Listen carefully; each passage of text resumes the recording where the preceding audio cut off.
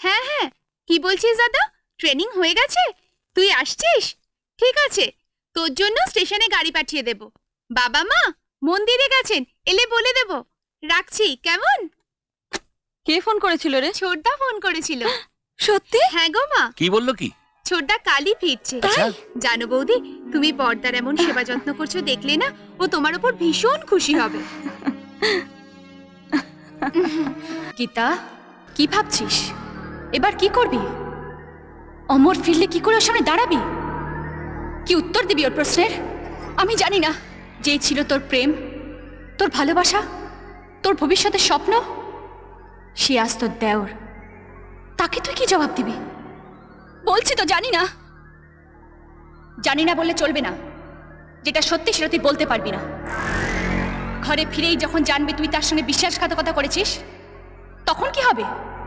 না, আমি কারোর সঙ্গে বিশ্বাসঘাতকতা করিনি। এতে আমার দোষ কোথায়? এ তো আমার ভাগ্যে লেখা ছিল। আমার ভুল কোথায়?